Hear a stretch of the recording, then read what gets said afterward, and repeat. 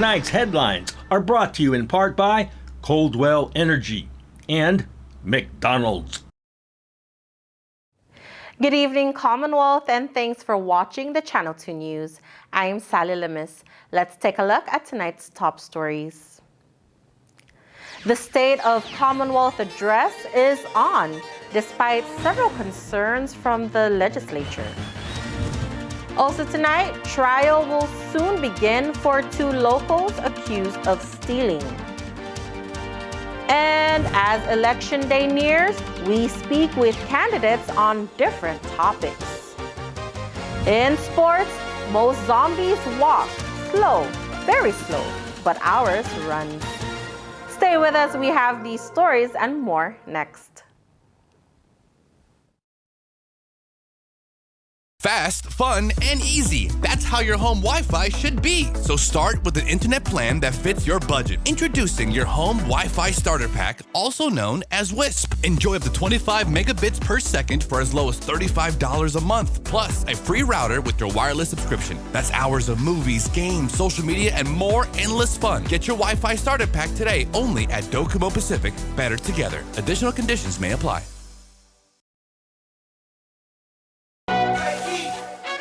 And there you have it, McDonald's new crispy chicken sandwich. From the makers of the world's most stolen fries. The juicy chicken sandwich from the place that offers extra napkins for a reason. The tender chicken sandwich from the creators of a sandwich phenomenon. So you won't just be biting into a chicken sandwich, you'll be biting into McDonald's new crispy, juicy, tender chicken sandwich. Ba-da-ba-ba-ba.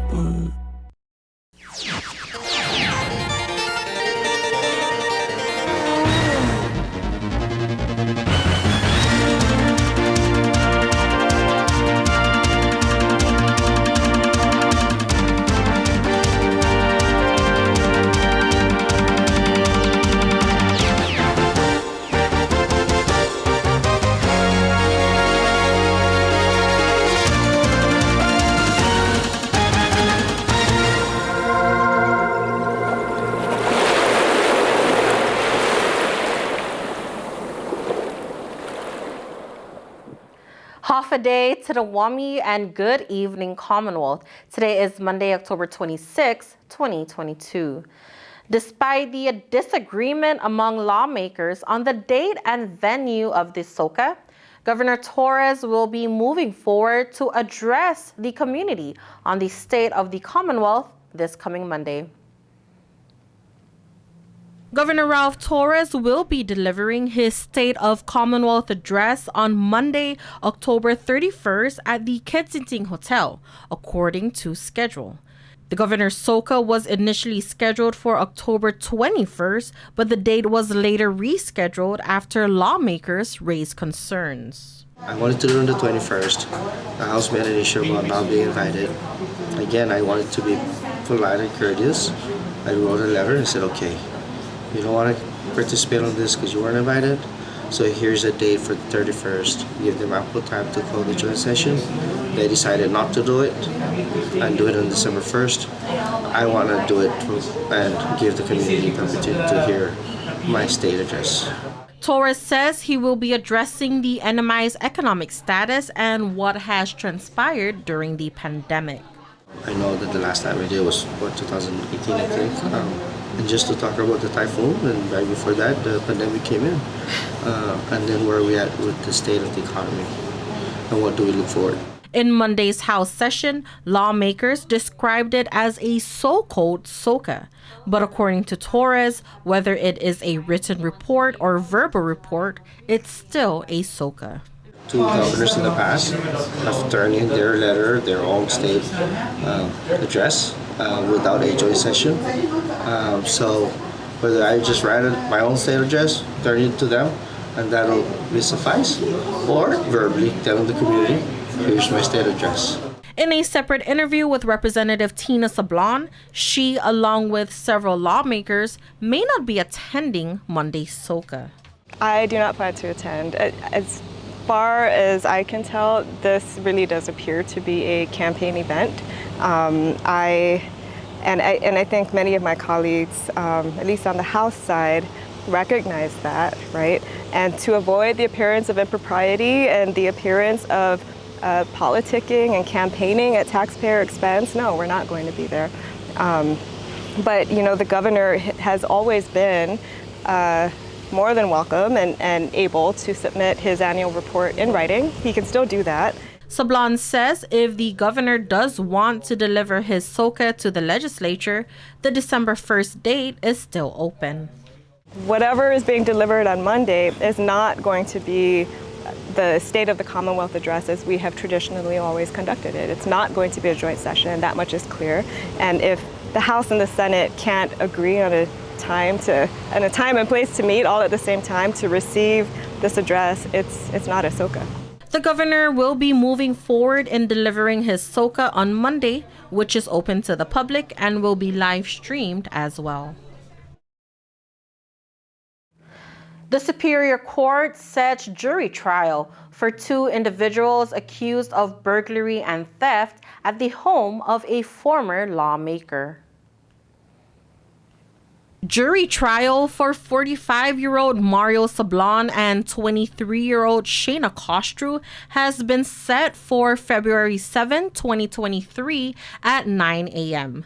Sablan and Kostru have both pleaded not guilty to the counts of burglary and theft. Sablan will be represented by Assistant Public Defender Tyler Scott, while Kostru is represented by court-appointed counsel Vincent Semen. Judge Joseph Camacho ordered for all necessary information to be submitted before the pretrial conference hearing scheduled for January 11, 2023 at 9 a.m. According to court documents, on September 23, former Congressman Louis John Kostru called police for assistance, stating that his house had just been broken into. The congressman showed police surveillance footage of his home that night and identified one of the suspects, Kostru, as his niece. The investigation report revealed that several items such as a TV, laptop, drone camera, bush cutter, chainsaw, and more were missing. An arrest warrant was signed by the court and Kostru was the first to be apprehended. DPS then issued a press release seeking the community's help to locate Sablan. Sablan was eventually arrested and detained at the Department of Corrections. One of the questions asked to Governor Torres along with running mate Senator Vinny Sablan were what were their plans to address the possibility of furloughs once ARPA funds are finished. The governor and Sablan emphasized that establishing a solid and vibrant economy would modify that situation. And with the possibility of a new and first international airlines in Saipan, he says it's a step closer to achieving just that. I've always said this in the past, it's nothing new, is in order for us to continue to build our economy, we need our tourists. In order for our tourists to come in, we need airlines. And when tourists come in, it's not just them as tourists, also investors, business people would come in and make the investments here. So with this, it's really a big issue and a big milestone for us in the Pacific because I don't see anywhere else that's having an airline registered on their island or in their state, at least in the Pacific. So it is big, and I hope other businesses see this as a potential. Hey, if Northern Marianas Airways is investing in Saipan or in the Marianas, maybe others should come in and make that investment. So it's a win for all of us, and I hope that the legislature, myself, executive branch, our business community, and any other can support and make this as their investment as well. In the next week or so, thousands of voters will decide who the next leader of the NMI will be. How will candidates spend their next few days? Here is some sound from Lieutenant Governor Arnold Palacios. Just your focus the next few weeks until game time. Where's your primary focus going to be? Oh, what do you mean? Everything. Everything's gonna. We gotta go down to Tinian, hit Tinian, go down to Rhoda and hit it one less push, and then come back home and have a series of push out here and really invigorating our base and energizing our base again. All right, coming up, more with Democrats' gubernatorial candidate, along with a family event happening this Friday. Stay tuned.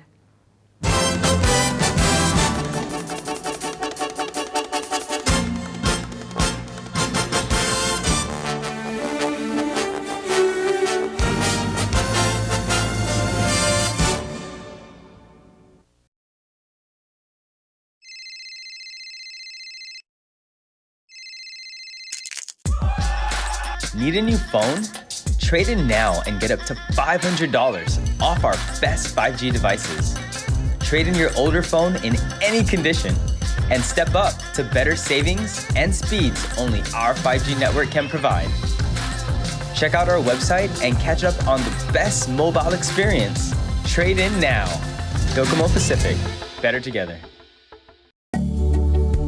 When a crash occurs between a vehicle and a bike, it is the cyclist who is most likely to be injured. Here are things you can do to prevent bicycle injuries and deaths. Every bike ride begins with putting on a helmet, but it is equally as important that you ensure a proper fit so your helmet can best protect you. Drive with the flow, in the same direction as traffic. Obey street signs, signals, and road markings, just like a car. Assume the other person doesn't see you. Look ahead for hazards or situations to avoid that may cause you to fall, like pebbles, potholes, or grates. No texting, listening to music, or using anything that distracts you. Be safe and watch out for students heading back to school. Share the road CNMI. All motorists and cyclists should follow the rules of the road and watch out for each other. Brought to you by the National Highway Traffic Safety Administration and the CNMI Department of Public Safety.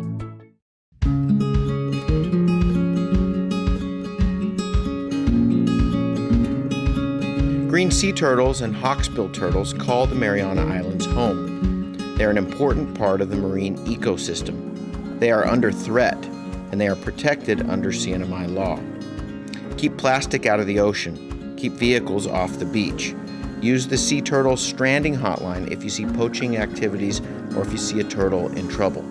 Call 287-8537 and save a turtle.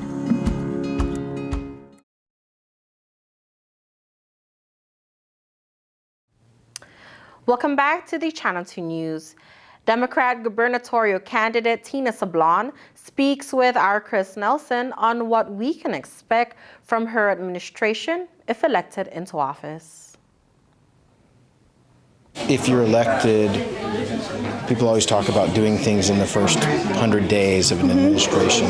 When you look at like the most important things to you that you would do or change or enact in the first 2 months of a new administration, what would they be? Well, the first thing would be to get our cabinet in place. And when I mentioned, opening up the process and accepting applications and resumes from people, we really mean that. Like, we want to see what talent is out there that is looking for an opportunity to serve in a Sablon staff or cabinet. We want to make sure that we're appointing people who are qualified and ethical, and we'll do the work of getting their departments and the programs and services that would be under their watch, getting those in order so that services can be delivered. Anyone in the government now that's appointed, like a cabinet member, a current cabinet member, or somebody who's running a government agency that you think right now, hey, they're doing a good job, I'd like them to be part of my administration? Yeah, I mean, I can think of a few that would come to mind, and I do want to say... Like who? I do want to say right now that I would encourage even incumbents that are currently occupying these positions to go ahead and submit their applications. I think that what is also important to us is to have people who are leading these departments and also command the respect of their colleagues and their staff. We do want to make sure that there is part of the culture of good governance, right, is making sure that people, everyone has training in customer service, for example, and training, especially for department heads and the government ethics code. Actually, everybody should have that training. Just building a culture of continuous professional development and treating our public servants like professionals, right? And really, we need managers who would be able to do that in all of our departments. With Halloween in just a few days, the NMI Museum gears up to hold their second annual signature event. No tricks, just treats. Let's take a listen. The NMI Museum is celebrating Halloween a little early this year. The No Tricks, Just Treats event is happening this Friday. Our Halloween event, it's our second annual No Tricks, Just Treats. Partnering up with the Saipan Rotary Club. And of course, we'll be having the Tansoy Lin Foundation passing out goodie bags, and the DM Sablan Holdings, which they're passing out free popcorn. Everyone is invited to this free event and are encouraged to be in the Halloween spirit. This Friday night, we'll be having a costume contest, and they can win prizes. No Tricks, Just Treats will be together with the Fiesta Friday, where kids can have a blast. We have the DYS painting face here. We have the Jotenkizu Public Library bookmobile that came here. So thinking of other ways how to get other agencies involved. The event begins at 5:30 p.m. until 10 p.m. this Friday. For more information, you can visit the NMI Museum in Garapan. Some may say they don't have to wait till Halloween to be a character. They can do it during a 5K run. Find out what we mean after the break.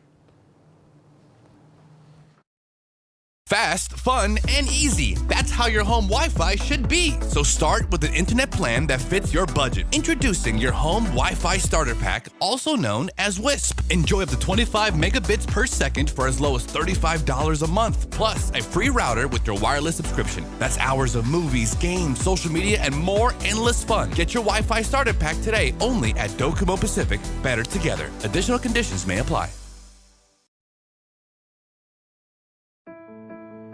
Being a responsible driver is simple. If you are drinking, do not drive. Number 1, plan your safe ride home before you start the party. Choose a non-drinking friend as a designated driver. 2, if someone you know has been drinking, do not let that person get behind the wheel. Take their keys and help them arrange a sober ride home.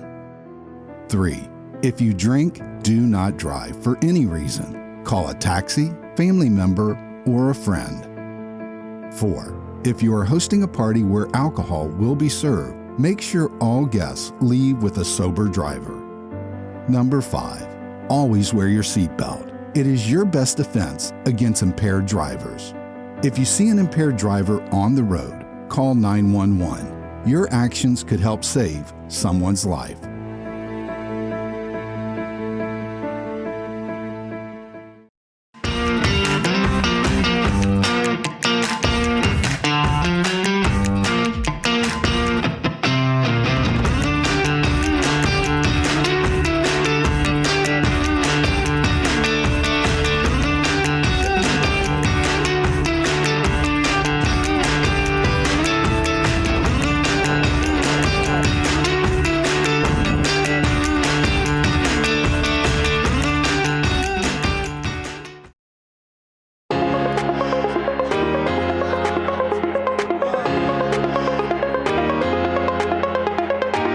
Hey, golfers, come north and practice your game at the Marianas Driving Range. New Year's local specials. 10-piece coupon books available for just $60. That's a $10 savings. Want to get really good? Come work on your swing every day for just $99 per month. It's our practice pass and you're going to love it. Grab your passes and go straight to the range. You can social distance and chip all at the same time, and the views are free. Reserve now at marianastrekking.com. You can pay online, open 7 days a week.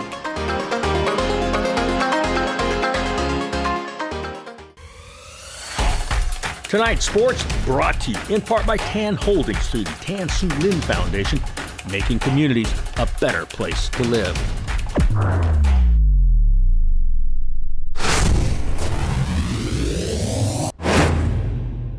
Buenas sports fans.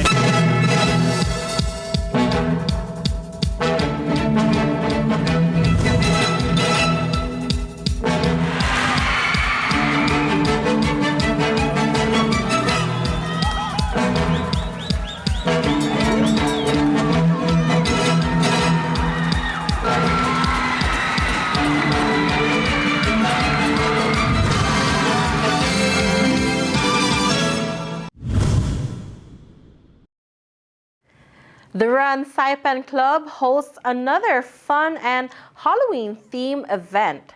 It's a zombie chase run. Let's check it out.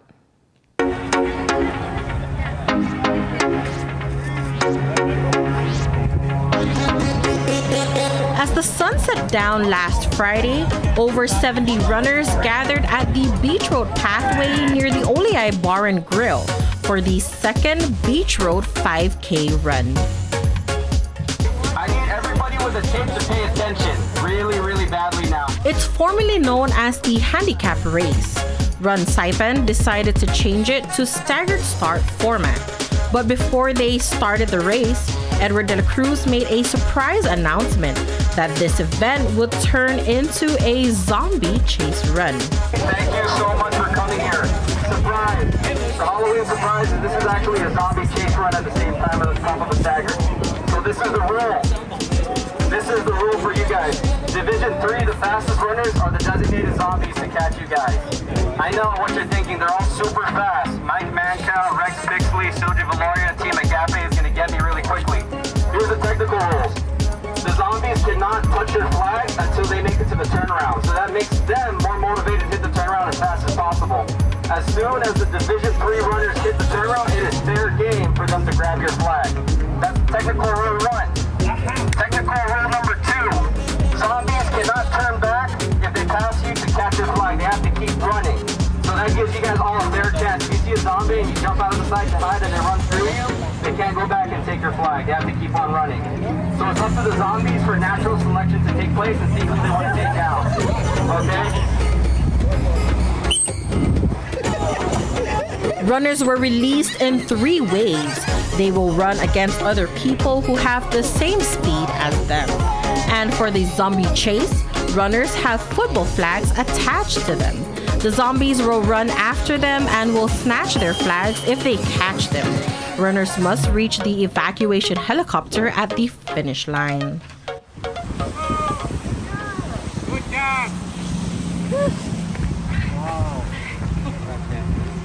In the Division 1, Paul Chang ruled the men's category. He crossed the finish line in 25 minutes and 51 seconds. Second place is Leo Wanya with a time of 26 minutes and 41 seconds. Cameron Pangilinan finished the race in 28 minutes and 47 seconds for third place.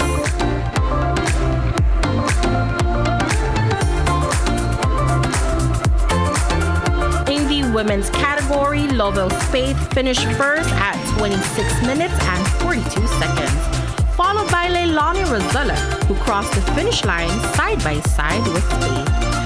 Third place is Kathy Rosella with a time of 27 minutes and 5 seconds.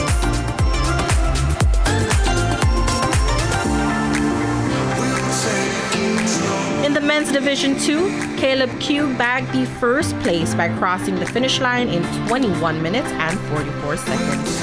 Adam Walsh finished second at 24 minutes and 26 seconds. 7 seconds behind Walsh is Frank Camacho for the third place.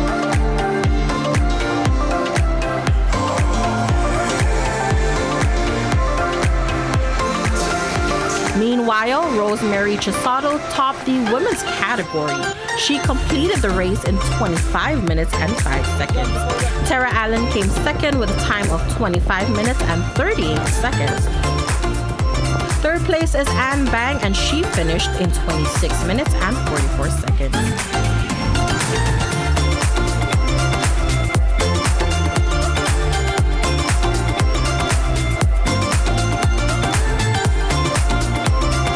Division 3, which featured male runners only, Samo Zhu completed the 5-kilometer distance in 19 minutes and 35 seconds. 2 seconds after him is second place winner Pony Tang. Third place winner is Rex Pixley, who finished the race in 19 minutes and 39 seconds.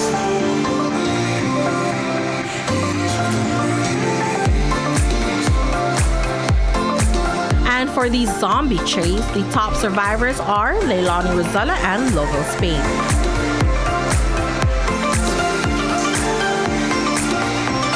Frank Camacho and Adam Walsh are the top survivors from Division 2. Among these zombies, Enoch Zhuang infected 10 human runners and became the King Zombie.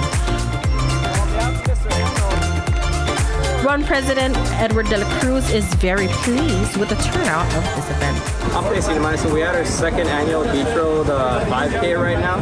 The great thing about this race is it's a staggered race. So we divided everybody into 3 divisions, and all the runners had to compete within their division. So you're basically going up against people your fitness level or your running level. So Division 1 comprised of runners that ran 27 minutes or higher 5K. Division 2 was 22 to 27 minutes, and anyone that could run faster than 22 minutes was in Division 1. De La Cruz also thanked all the participants and all the organizations who supports this annual event. So shout out to every single person that made this possible. Shout out to KSPN, shout out to Variety, shout out to Saipan Tribune. Thank you Northern Mouse Athletics for timing and sponsoring this race. Thank you Saipan International School. Shout out to MHS Cross Country and Marianas High School for helping out this race. Thank you MVA also. Thank you to all the partners. And we hope everybody will come back next year for our 5K Beach Road pathway. And next year we're probably going to add one more division to break it up because that first division was too big for me. So thank you, Marianas. Have a great night.